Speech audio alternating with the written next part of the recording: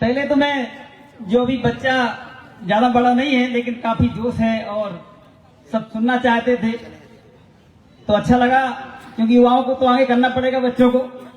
सर्वप्रथम तथागत गौतम बुद्ध, ज्योतिबा फुले, साहू जी महाराज, बिरसा मुंडा, रानी दुर्गावती, शंकर साय, रघुनाथ साय, रानी अवंतीबाई लोधी, फातिमा शेख, हमारी तमाम वीरांगनाएं एवं महापुरुष गुरु सभी के चरणों में नमन करता हूं एवं सामने बैठे हमारे सभी बुद्धिजीवी, मातृशक्ति, युवा, हमारे भाई एवं मंच पर विराजमान सभी बुद्धिजीवी सभी को मैं नमन करता हूं।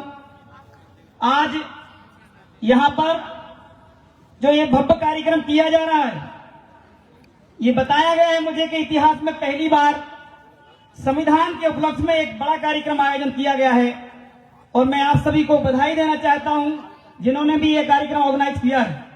साथियों, थोड़ा सा समय दें आप लोग और जो साइड में खड़े हैं वो इस साइड बैठ जाएं। कुछ ऐसी बातें मंच से काफी चीजें बताई गई हैं, लेकिन हमारा दर्द क्या है और हमें सताया कैसे जा रहा है इस देश के अंदर, और कैसे ओबीसी एसटी एससी को अलग किया गया है, कैसे हम इसको एक करेंगे और आगे हम इस देश में फिर बहुजन, मूल निवासी, आदिवासी साम्राज्य स्थापित करेंगे, उस बारे में मैं आप सबके बीच बात रखना चाहता हूं।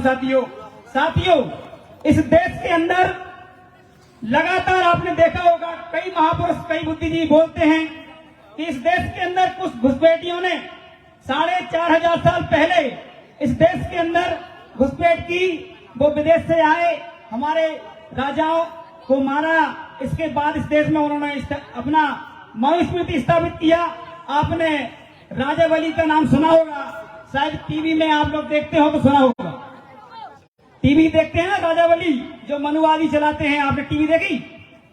मैं मुख्य पॉइंट पे आ गया हूं इसलिए सीधे। तो आपने देखा होगा कि राजा बली 3 वचन मांगे जाते हैं। 3 वचन सुने होंगे आप, क्योंकि टाइम नहीं तो वो कहानी में छोड़ के सीधा आ गया। 3 वचन मांगते हैं कि एक टांग, मतलब एक बार करते हैं तो एक लोग नाप लेते हैं, ऐसे ही है ना उनकी भाषा में जो बताते हैं, और एक करते हैं तो दूसरा लोग और तीसरा लोग ऐसे नापते हैं। सुना है कि नहीं सुना? शायद टीवी में कुछ लोगों ने देखा होगा। हाँ, सुना होगा, सही, बिल्कुल बिल्कुल। तो आप बताइए, ये लोग आपको बहुत मूर्ख बनाते हैं टीवी में दिखाकर, क्योंकि राजा बली जो थे ये बहुजन मूल निवासी राजा थे, और ऐसा कोई 52 बेटिया 16 बेटिया का कोई जो चुटैयाधारी था, उसको एंटीना वाला बोलते हैं अपन, एंटीना वाला जानते हो?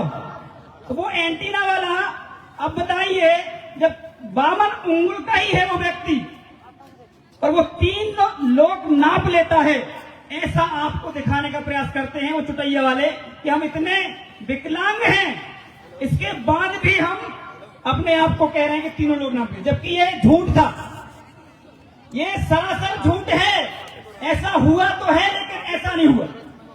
जब राजा बली के राज्य में, वहां पर जब यूरेशिया के लोग जब आए चुटैयाधारी, और उन्होंने बोला कि हमें 3 वचन चाहिए हैं, तो हमारे राजा बली, राजा तो यहाँ के जो समाज बैठा है आदिवासी, यही तो सब राजा थे।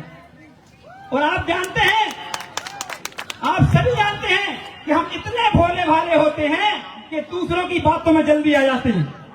और वहां पे मांगा क्या? प्रथम वचन उन्होंने बोला, एक लोग नाप लिया, ये झूठ था।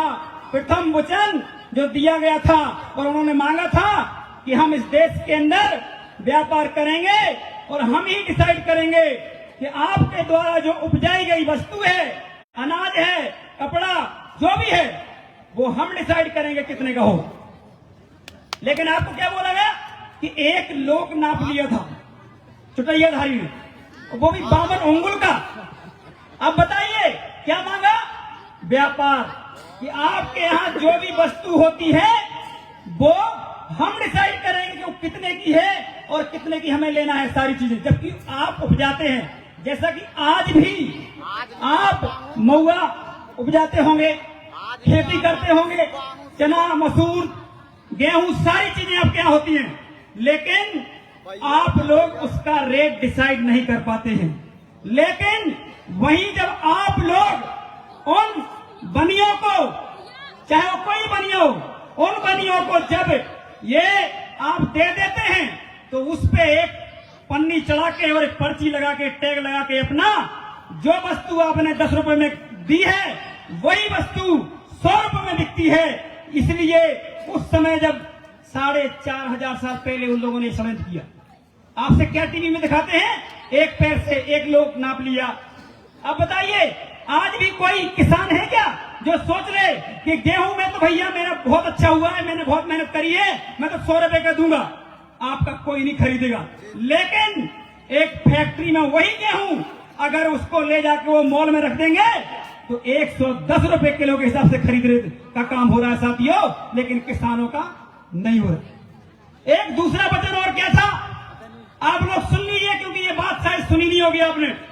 दूसरा वचन ये था कि शिक्षा हम ही देंगे और हम ही डिसाइड करेंगे किसको देना है। आपको सबको पता होगा कि हमको शिक्षा नहीं मिलती थी। 1813 के बाद इस देश के अंदर ओबीसी एसटी को शिक्षा मिली है। मैं तो कहना चाहता हूं ओबीसी समाज के जो मूर्ख लोग हैं, जो आरएसएस की दलाली गुलामी करते हैं, दरी चढ़ा झंडा उठाने का काम करते हैं और जहां राजा बनने का काम है वहां नहीं आते, उनको शर्म आती है। उनकी औकात सिर्फ दरी चटाई झंडा उठाने की है और हमारी औकात बाबा साहेब भीमराव अम्बेडकर के सिद्धांत को आगे बढ़ाने की है। साथियों, शिक्षा हम ही लेंगे, हम ही देंगे। मुझे बताइए हाथ खड़े करके, गुरुकुल में यहाँ का कोई भी व्यक्ति का दादा परदादा पढ़े हो तो बताइए। आप पढ़े किसी के? बात जिन लोगों को बुरा लगता है, एंटीनाधारियों को, मनुवादियों को, आप सोचिए इसमें एक भी ऐसा व्यक्ति नहीं है जो कहते हैं कि मेरे दादा परदादा गुरुकुल में पढ़े थे। तो ये मनुवादी इतने षड्यंत्रकारी होते हैं कि आपको शिक्षा से वंचित करके रखा और मनुवादी सिस्टम चला के रखा, आज भी चल रहा है। शिक्षा नहीं मिली, दो चीज ले ली। उनका कहना था एक लोग, फिर दूसरा लोग, तीसरा लोग में क्या था, राजा बलि तो देते गए। उनको लगा क्या करेंगे इससे, लेकिन उन्हें मालूम नहीं था, समझ नहीं पाए। और लास्ट में जो आप लोग कहते हैं जन्म से लेकर मृत्यु तक, लास्ट जो तीसरा वचन था, जन्म से लेकर मृत्यु तक हम डिसाइड करेंगे। कौन ये बोल रहा है? विदेशी, जो 400 साल झूठी हमारे राजा की बड़वारी करते रहे, उनकी खेती करते रहे, उनके ढोर चराते रहे, उनका सब कुछ किया। और जब उन्होंने मन जीत लिया तो ये बोला कि साहब 3 वचन दो, नहीं तो हम 400 साल की आपकी गुलामी कर रहे हैं, हमें तो कुछ मिला ही नहीं। और इसी के कारण लास्ट में उन्होंने मांगा कि जन्म से लेकर मृत्यु तक हम डिसाइड करेंगे कि आप क्या होंगे। आप बताइए, जो लोधी, कुर्मी, काछी, कुशवाहा, प्रजापति, साहू, इस देश के अंदर 3,700 जातियों की इतनी औकात नहीं है आज भी कि वो अपने बच्चे का नाम रख सके। बताइए, गलत बोल रहा हूं क्या?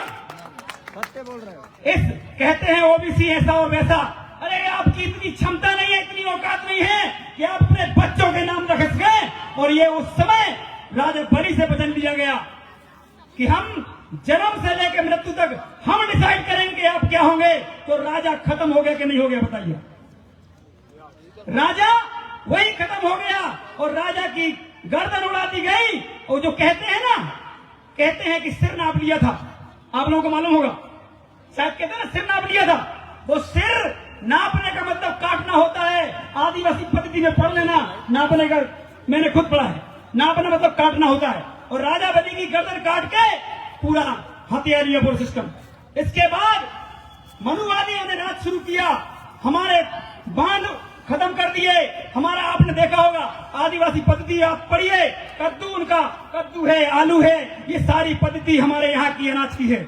और मतलब जो है, आपको पता होगा कद्दू जो होता है ना, 1 साल रखा रहेगा, कुछ नहीं होगा उसका। आलू 1 साल रखा रहेगा, कुछ नहीं होगा। ये भारत की देन है, ये मूल निवासी आदिवासी समाज की देन है। लेकिन इसको खत्म करने का काम अगर किसी ने किया है तो मनुवादियों ने किया था। तो क्या हुआ?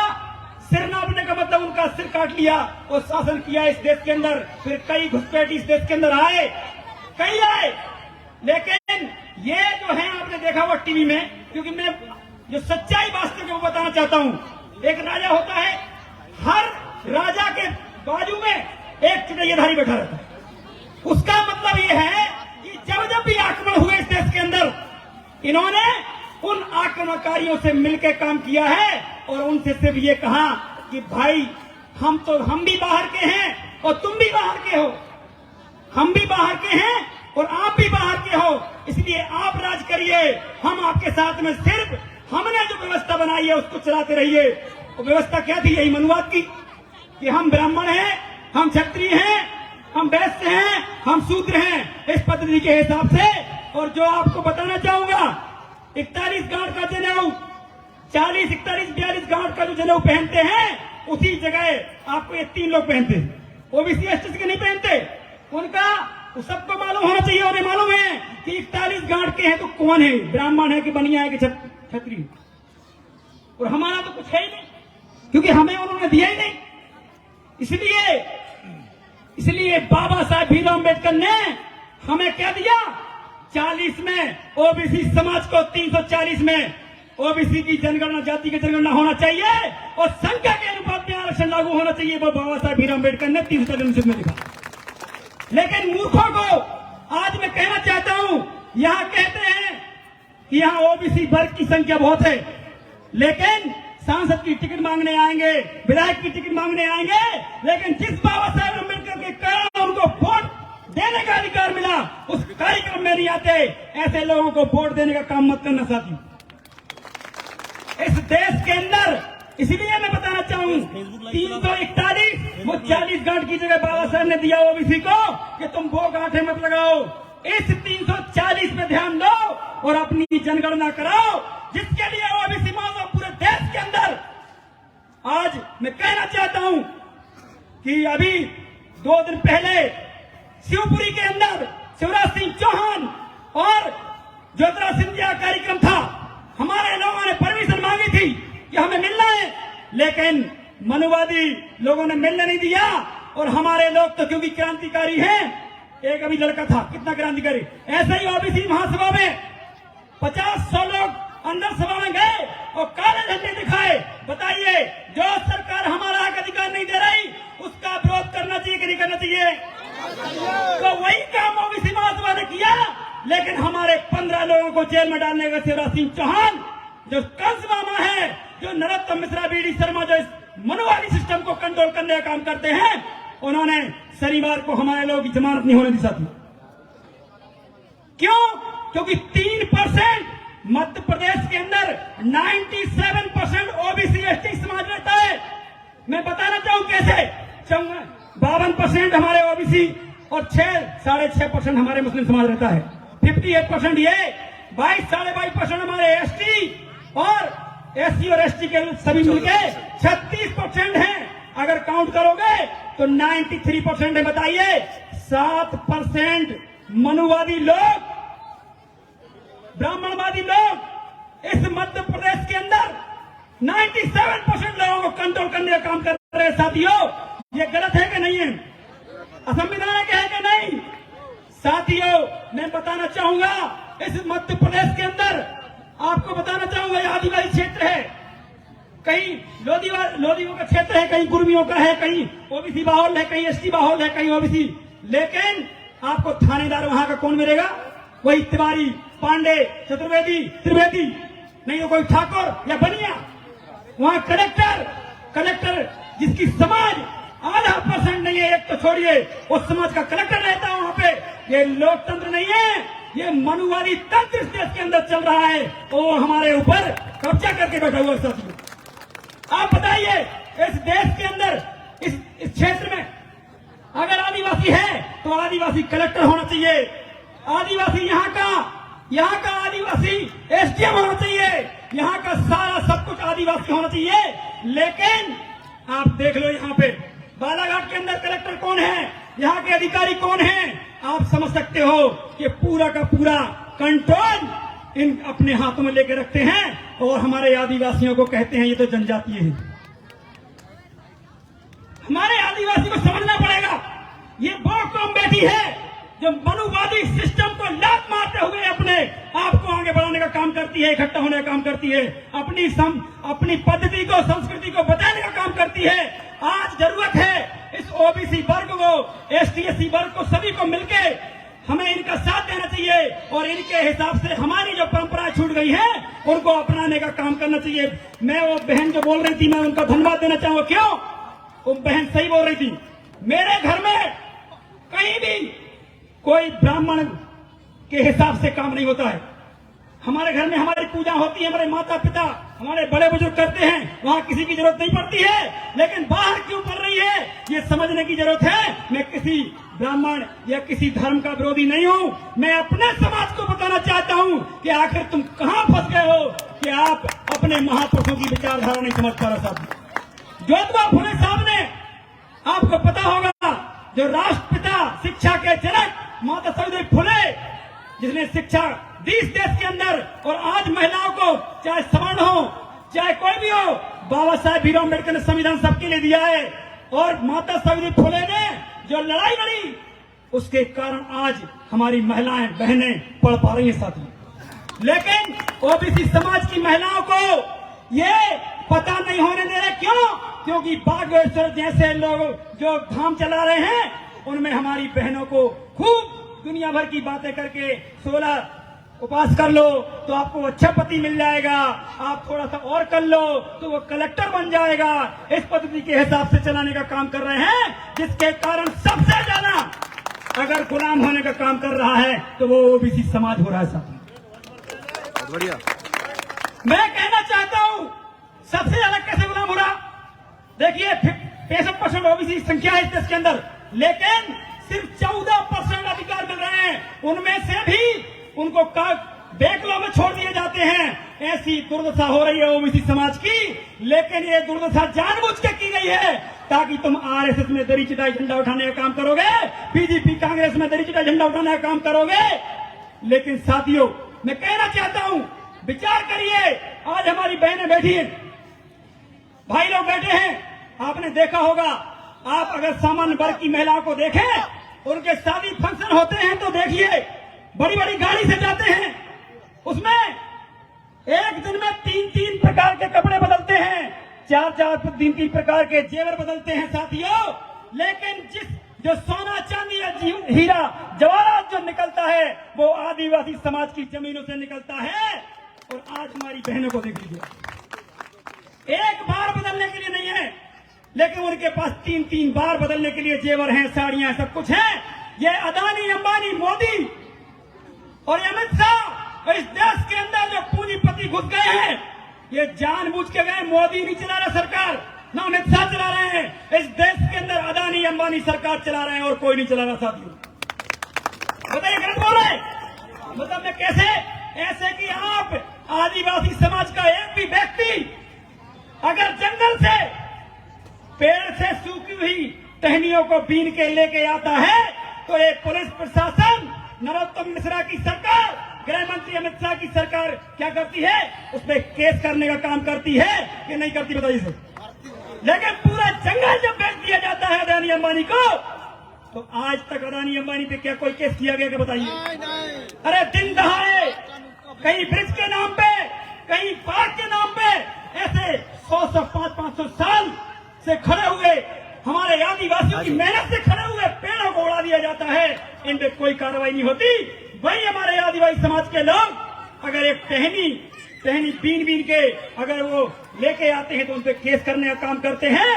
इस देश के अंदर जिस प्रकार से मनुवादी सिस्टम हावी हो रहा है, इसको समझना पड़ेगा।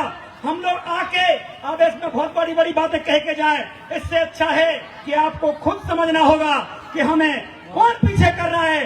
वोट के अधिकार की बात है, बाबा साहेब अम्बेडकर ने, आप समझो, वोट का अधिकार दिया, और उस वोट का अधिकार इसलिए दिया था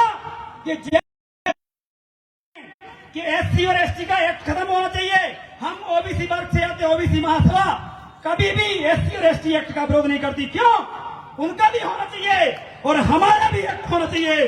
लेकिन हमारे नालायक जो नेता है, जो दरी चढ़ाई झंडा उड़ाने का काम करते हैं वो अपना तो नहीं सोचते और आरएसएस की विचारधारा में जुड़ के हमारे आदिवासी हमारे जो एससी समाज के लोग हैं उनको और कमजोर करने का काम करते हैं उन्हीं की भीड़ में जाके। जबकि अगर गिना जाए जो संविधान विरोधी वही हैं और कोई नहीं है। इसके बाद भी हमारा समाज जाग नहीं रहा साहब।